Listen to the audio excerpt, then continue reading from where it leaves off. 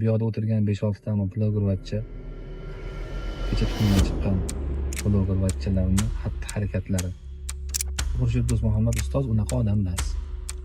U ziyoli shaxs. Esankiratib qo'ymoqchi bo'lyapti bu insonni. Men Xushnudga o'ziga ham aytadigan gapim bor-da, bu tupa-tuzuk bola deb o'ylardim.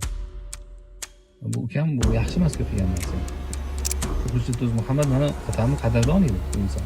O'zidan bir necha barobar bo'lgan bir shaxsni ustidan masxara qilgandek bo'lib, gapini bo'lib, gap ustiga gap qo'shib, bir tiyinga olmagandek qilib, bunaqa ishlar qilmanglar, bu noto'g'ri narsa bu.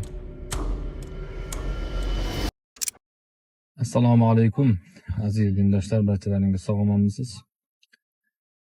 Bugun bir video haqida gaplashmoqchiman. Yaqinda ko'rib qoldim, to'g'rirog'i kecha ko'ribman shekilli. Bir podkast ko'rsatuv bo'lgan.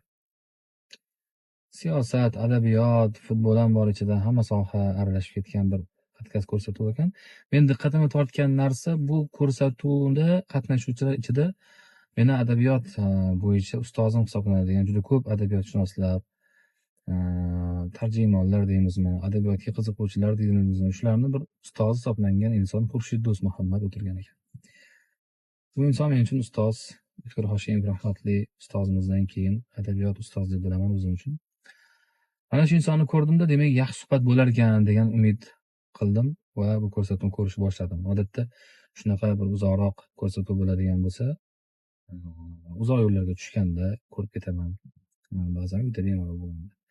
Va ko'rar ekanman, yarim soat ham emas, bir 15 minut o'tar o'tmas, 10 minut balki o'tar o'tmas hafsalantirib bo'ldi bu ko'rsatuvdan. Qattiq afsuslandim. Ustozdan emas, chunki u kishi imkon qadar bir fikrlarni bildiryaptilar, lekin bu yoqda o'tirgan 5-6 ta blogervachcha, kecha tuxumdan chiqqan blogervachchalarni xatti-harakatlari, ustozga qilinayotgan harakatlar, beodobliklarni ko'rib turib juda ham qattiq afsuslandim. Nahotki buni bir ko'radigan, tekshiradigan odamlar bo'lmasa. Qo'pol gapirganda hali anu ketidan pampers tushmagan bolalarda ular.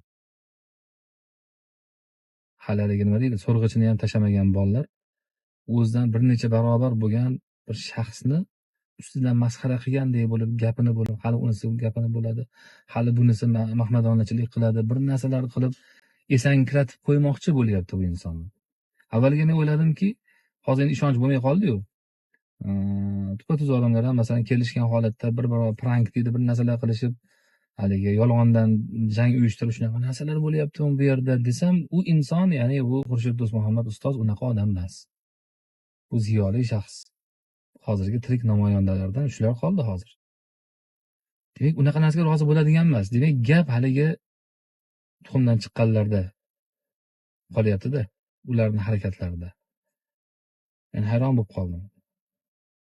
Masalan, ularning ichida men tanimayman, bitta jurnalist sifatrog'ini sal-pal bir ikki marta ko'rib qolganman. Keyin ani Xushnud degani bor edi. Men Xushnudga o'ziga ham aytadigan gapim bor-da, bu tupa-tuzuk bola deb o'ylardim. Bu ukam bu yaxshi emas-ku qilgan narsang. Sansiraganimga xafa bo'lmagin. Ani ukamdan ham kichkina ekansan. Bu harakatlaring yaxshi emas. Sen har holda masalan shu jurnalistika sohasidagi yurgan, nonini terib yurgan odamsan. Sen o'sha bo'yicha sen ustozing. Yozuvchilik sohasida bo'lsa, u tomonlama ustozing bo'lgan. Siyosat sohasida bo'lsa, u tomondan ham senga ustoz bo'ladigan bir shaxsni, insonni sen bunaqa qilib masxara qilib, gapini bo'lib, bir narsa deb gapirsa, ha bo'pti deb gap ustiga gap qo'shib, bir tiyinga olmagandek qilib, bunaqa ishlar qilmanglar, bu noto'g'ri narsa bu. Shaxsan juda qattiq masalan dilim og'ridi mana shu insonga qilingan narsaga. Balki u insonni uydagilari ham, bir bola chaqalari ham, farzandlari ham, oilasi ham balki ranjigandir bu narsadan. Bu yaxshi emas. Bu-chi, bu narsa keyin o'sha insonni ko'karmasligiga olib keladi. Buni bo'lishidan qat'iy nazar. U o'sha ustozlar, ha mayli endi yoshlik qildi bu bolalar degani bilan, lekin bu narsa oxiri ko'karmaslikka olib keladi. Yaxshilik emas bu. Bolalar, bu ishlar yaxshilik emas. O'rtaga olibsizlar Xurshid Do'stmuhammadni. Ikki yonda turibsizlar endi. Nima qilmoqchi bo'lyapsizlar bu yerda? Maqsad nima? Bir yil qo'yib, bir yil anaqa qilasizlarda, o'zingizdan gap o'tkazmoqchi bo'lib, u gapingizni qo'yib turing. U gapingiz bir tiyinga qimmat degandek qilib, yo bir gapidan ushlab olgan bo'lib, endi har holda Xurshid Do'stmuhammad mana otamni qadrdon edi bu inson.